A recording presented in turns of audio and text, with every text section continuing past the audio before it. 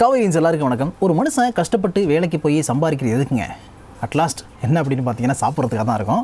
So சாப்பிட்றது அப்படிங்கிறது நம்ம வாழ்க்கையில் ரொம்ப முக்கியமான ஒன்று. அதனால தான் உணவு உடை இருப்பிடம் அப்படிங்கிற அந்த கான்செப்ட் கொண்டு வந்தாங்க. அந்த வகையில் ஃபுட் இண்டஸ்ட்ரியில் இருக்கக்கூடிய கம்பெனிஸ் பற்றி பேசலாம்னு பிளான் பண்ணி நேற்று நம்ம தேவ்யானி இன்டர்நேஷனல் பற்றி பார்த்தோம். ஸோ இன்றைக்கி அதே மாதிரி ஒரு சூப்பரான கம்பெனி, அந்த கம்பெனி தான் ஜூபிலண்ட் ஃபுட்வொர்க்ஸ் அப்படிங்கிறது. இந்த கம்பெனியுடைய ஃபினான்ஷியல்ஸ் எப்படி இருக்குது, ஃபண்டமெண்டல்ஸ் எப்படி இருக்குது, எப்போ இந்த கம்பெனி ஆரம்பித்தாங்க, என்னென்ன பண்ணிகிட்டு இருக்காங்க அப்படிங்கிறத இந்த வீடியோவில் நம்ம டீட்டெயிலாக பார்க்கலாம்.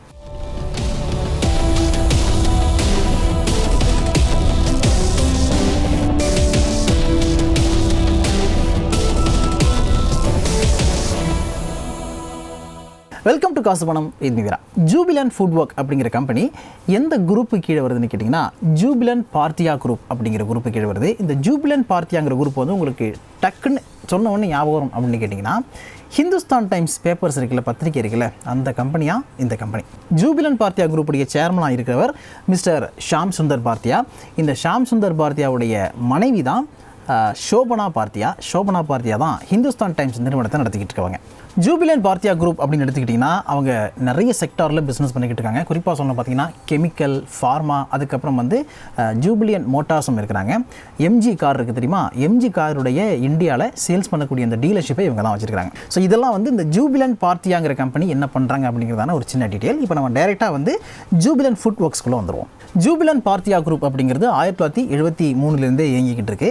பட் ஜூபிலண்ட் ஃபுட்வொர்க்ஸ் அப்படிங்கிறது எப்போ ஸ்டார்ட் பண்ணாங்கன்னா 1995 ஆரம்பித்தாங்க. கிட்டத்தட்ட ஒரு 26 வருடங்களுக்கு மேலே இந்தியாவில் ரன் ஆகிட்டு இருக்கக்கூடிய ஒரு கம்பெனி.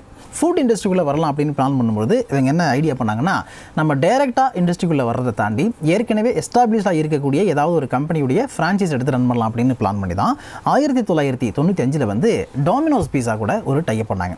இந்தியாவில் நீங்கள் அங்கங்கே பார்க்கக்கூடிய டாமினோஸ் பீஸாஸ் எல்லாமே இவங்களுடைய கண்ட்ரோலில் தான் இருக்குது. அதனுடைய ஓவரால் மேனேஜ்மெண்ட், சேல்ஸ் எல்லாத்தையும் இவங்க தான் பார்த்துட்ருக்காங்க. டாமினோஸ் இந்தியா எல்லாமே இவங்க கிட்ட தான் இருக்குது.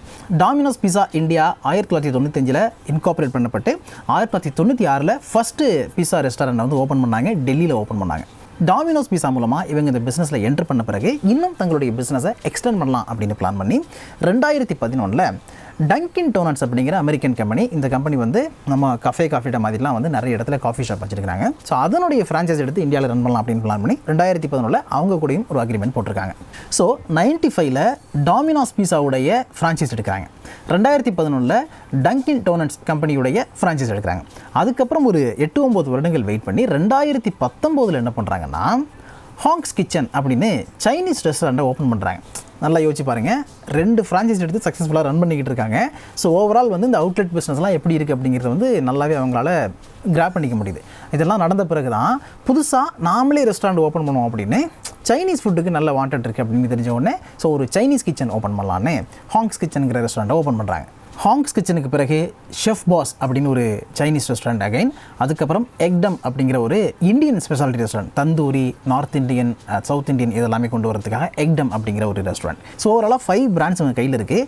டாமினோஸ் பீஸா, டன்கின், அதுக்கப்புறம் ஹாங்ஸ் கிச்சன், ஷெஃப் பாஸ் அண்ட் எக்டம். இதெல்லாம் நடந்த பிறகு ரீசெண்டாக, அதாவது கடந்த ஜனவரி மாதத்தில் பெங்களூரில் பாப்பீஸ் ரெஸ்டாரண்ட் ஒன்று ஓப்பன் பண்ணாங்க. அமெரிக்கன் பிராண்ட் தான் இந்த பாப்பீஸ் அப்படிங்கிறது. இந்த ரெஸ்டாரண்ட்டுடைய ஃப்ரான்ச்சைஸையும் இந்த கம்பெனி எடுத்திருக்காங்க. ஸோ ஓவரால் இந்தியாவில் நிறைய இந்த பாப்பீஸ் ரெஸ்டாரண்ட் வரப்போகுது இந்த கம்பெனி மூலமாக. அதை தாண்டி பார்த்தீங்கன்னா பாப்பீஸ் ரெஸ்டாரண்ட் இந்தியாவில் மட்டும் இல்லாமல் பங்களாதேஷ், நேபாள் அண்ட் பூட்டான்லையும் வரப்போகுது.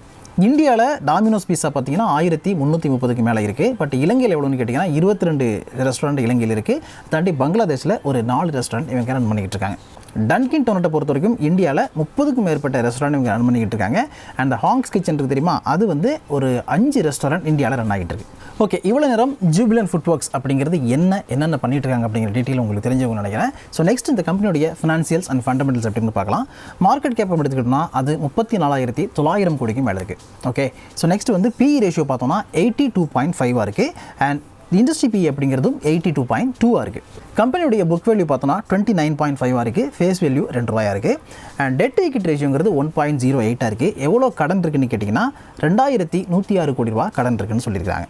ப்ராஃபிட்டபிள் ரேஷியோ எடுத்துக்கிட்டோம்னா ROE பார்க்கும்போது 25% இருக்குது. And ROC return on capital எம்ப்ளாய்டுங்கிறது 21% இருக்குது. இந்த கம்பெனியுடைய குவார்டர்லி ரிசல்ட்ஸ் நம்ம பார்க்கலாம். மார்ச் மாதத்தில் 2022 மார்ச் மாதத்தில் 1176 கோடி ரூபாய்க்கு ரெவன்யூ பார்த்துருக்காங்க. அண்ட் நெட் ப்ராஃபிட் அப்படிங்கிறது 97 கோடியாக இருந்திருக்கு. Earning per share ₹1.47.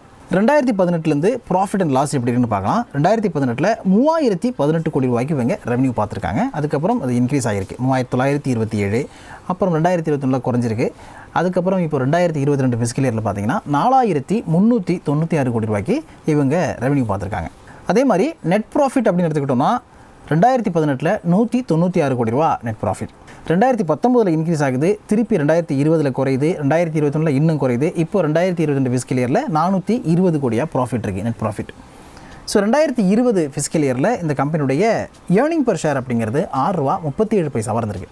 சிஜிஆர் பார்க்கும்பொழுது சேல்ஸ் குரோத்தை பொறுத்த வரைக்கும் 10 இயர்ஸ் ஆவரேஜ் பண்ணால் 16% இருக்குது, 5 இயர்ஸ் பண்ணால் 11 இருக்குது, அதுக்கப்புறம் 3 இயர்ஸ் பண்ணால் 7% இருக்குது, லாஸ்ட் 12 மந்த் பார்த்தோம்னா அது 33% இருக்குது.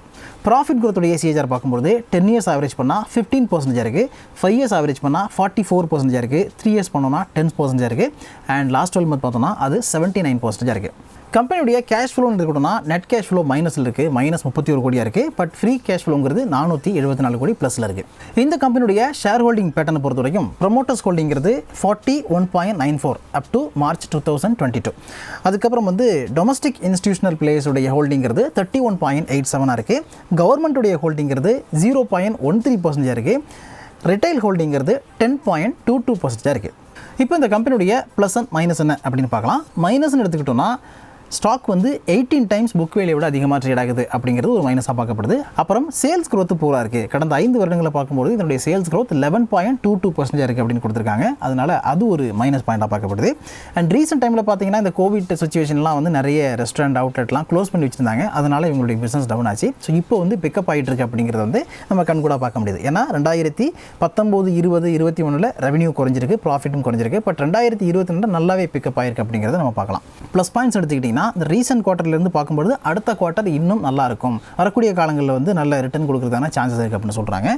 அதுக்கப்புறம் கம்பெனியுடைய டிவிடெண்ட் பே அவுட்டுங்கிறது டீசெண்டாக இருக்குது, 22.08% மெயின்டைன் பண்ணிட்டுருக்காங்க, which is healthy dividend pay out.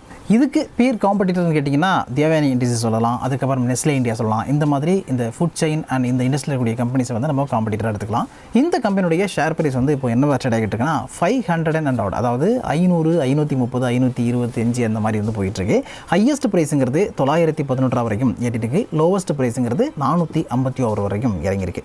அதனால் இந்த கம்பெனியுடைய ஷேர் ப்ரைஸ் இப்போ பார்த்தீங்கன்னா அந்த 451 530, 32 அப்படிங்கிறது பெரிய அளவில் ஹையஸ்ட் கிடையாது, ஆல்மோஸ்ட் லோவஸ்ட் ப்ரைஸில் இருக்குது அப்படின்னு நம்ம எடுத்துக்கலாம். ஸோ இதில் இன்வெஸ்ட் பண்ணோம் அப்படின்னு நினச்சிங்கன்னா நல்லா தெரிஞ்ச ஒரு செபி ரிஜிஸ்டர்ட் அட்வைசரை கேட்டுக்கிட்டு அதுக்கப்புறமா டிசைட் பண்ணுங்கள். ஏன்னா நான் கொடுத்துருக்க விஷயங்கள் எல்லாமே உங்களுக்கு இன்ஃபர்மேட்டிவ் பர்பஸுக்காக மட்டும்தான், எஜுகேஷனல் பர்பஸுக்காக மட்டும்தான் நான் தவிர உங்களுக்கு சஜஷனோ அட்வைஸோ கொடுக்குறதில்ல அப்படிங்கிறத மறுபடியும் சொல்லிக்கிறேன். அதனால் மறக்காமல் செபி ரிஜிஸ்டர்ட் அட்வைசரை தேடி கண்டுபிடிச்சி கேட்டுக்கிட்டு அதுக்கப்புறமா இன்வெஸ்ட் பண்ணுங்கள். ஸோ இதே மாதிரி நிறைய பிஸ்னஸ் வீடியோஸ் நீங்கள் பார்க்குறதுக்கு காவேரி பிஸ்னஸ் சேனலை சப்ஸ்கிரைப் பண்ணுங்கள், பண்ணிவிட்டு அந்த பெல் ஐக்கானை ப்ரெஸ் பண்ணுங்கள். அடுத்த வீடியோவில் மீட் பண்ணலாம். நன்றி, வணக்கம்.